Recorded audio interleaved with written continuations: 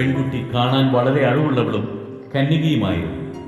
അവൾ കിണറ്റിങ്കിലേക്ക് ഇറങ്ങി കുടം നിറച്ച് കയറി വന്നു. അബ്രാഹത്തിന്റെ ഭൃത്യൻ അപ്പോൾ അവളുടെ അടുത്തേക്ക് ഓടിച്ചെന്ന് പറഞ്ഞു, ദയവായി നിന്റെ കുടത്തിൽ നിന്ന് കുറച്ച് വെള്ളം കുടിക്കാൻ തരിക. പ്രഭു കുടിച്ചാലും. അവൾ പറഞ്ഞു. തിടുക്കത്തിൽ കുടം താഴ്ത്തിപ്പിടിച്ച് അവൾ അവന് കുടിക്കാൻ കൊടുത്തു. കുടിച്ചു കഴിഞ്ഞപ്പോൾ അവൾ പറഞ്ഞു, അങ്ങയുടെ ഒട്ടകങ്ങൾക്കും കുടിക്കാൻ ഞാൻ വെള്ളം കോരി കൊടുക്കാം. അവൾ വേഗം കുടത്തിലെ വെള്ളം തൊട്ടിയിലൊഴിച്ച് വീണ്ടും വെള്ളം കോരാൻ കിണറ്റിങ്കിലേക്ക് ഓടി. ഒട്ടകങ്ങൾക്കെല്ലാം വെള്ളം കോരി കൊടുത്തു. തൻ്റെ യാത്ര കർത്താവ് ശുഭമാക്കിയോ ഇല്ലയോ എന്നറിയാൻ അവൻ നിശബ്ദനായി അവളെ തന്നെ നോക്കി നിന്നു. ഒട്ടകങ്ങൾ കുടിച്ചു കഴിഞ്ഞപ്പോൾ അവൻ 1/2 ഷെക്കൽ തൂക്കമുള്ള ഒരു സ്വർണ്ണമോതിരവും 10 ഷെക്കൽ തൂക്കമുള്ള 2 പൊൻവളകളും അവൾക്ക് നൽകിക്കൊണ്ട് പറഞ്ഞു, നീ ആരുടെ മകളാണെന്ന് ദയവായി എന്നോട് പറയുക. നിന്റെ പിതാവിൻ്റെ ഭവനത്തിൽ ഞങ്ങൾക്ക് രാത്രി കഴിക്കാൻ ഇടം കാണുമോ? അവൾ പറഞ്ഞു, നാഹോറിന് മിൽക്കായിൽ ജനിച്ച ബത്തുവേലിന്റെ മകളാണ് ഞാൻ.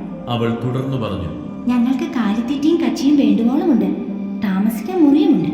അവൻ തലകുനിച്ച് കർത്താവിനെ ആരാധിച്ചുകൊണ്ട് പറഞ്ഞു, എൻ്റെ യജമാനായ അബ്രാഹത്തിൻ്റെ ദൈവമായ കർത്താവ് വാഴ്ത്തപ്പെട്ടവൻ. തൻ്റെ കാരുണ്യവും വിശ്വസ്തതയും അവിടുന്ന് അവനിൽ നിന്ന് പിൻവലിച്ചിട്ടില്ല. എൻ്റെ യജമാനൻ്റെ ചാർച്ചക്കാരുടെ വീട്ടിലേക്ക് അവിടുന്ന് എന്നെ നയിക്കുകയും ചെയ്തിരിക്കുന്നു. പെൺകുട്ടി ഓടിച്ചെന്ന് അമ്മയുടെ വീട്ടുകാരെ വിവരമറിയിച്ചു. റെബേക്കായ്ക്ക് ലാബാൻ എന്നു പേരുള്ള ഒരു സഹോദരനുണ്ടായിരുന്നു.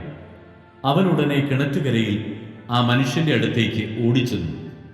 മോതിരവും വളകളും സഹോദരിയുടെ കൈകളിൽ കാണുകയും ആ മനുഷ്യൻ ഇങ്ങനെ എന്നോട് സംസാരിച്ചുവെന്ന് അവൾ പറഞ്ഞത് കേൾക്കുകയും ചെയ്തപ്പോൾ ലാബാൻ അവന്റെ അടുത്തേക്ക് ചെന്നു. അവൻ അപ്പോഴും കിണറ്റുകരയിൽ ഒട്ടകങ്ങളുടെ അടുത്ത് നിൽക്കുകയായിരുന്നു. ലാബാൻ പറഞ്ഞു, കർത്താവിനാൽ അനുഗ്രഹിക്കപ്പെട്ടവനെ വരുക.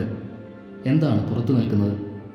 ഞാൻ വീടും ഒട്ടകങ്ങൾക്കുള്ള സ്ഥലവും ഒരുക്കിയിട്ടുണ്ട്. അവൻ വീട്ടിലേക്ക് കയറി.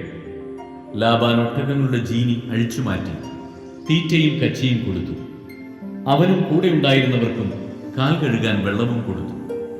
അവർ അവന് ഭക്ഷണം വിളമ്പി. എന്നാൽ അവൻ പറഞ്ഞു, വന്ന കാര്യം പറയാതെ ഞാൻ ഭക്ഷണം കഴിക്കുകയില്ല. പറഞ്ഞുകൊള്ളുക. ലാബാൻ സമ്മതിച്ചു. അവൻ പറഞ്ഞു, ഞാൻ അബ്രാഹത്തിൻ്റെ ഭൃത്യനാണ്. കർത്താവ് എൻ്റെ യജമാനെ സമൃദ്ധമായി അനുഗ്രഹിച്ചിരിക്കുന്നു. അവൻ സമ്പന്നനാണ്. ആടും മാടും പൊന്നും വെള്ളിയും വേലക്കാരും ഒട്ടകങ്ങളും കഴുതകളും അവിടുന്ന് അവന് കൊടുത്തിരിക്കുന്നു.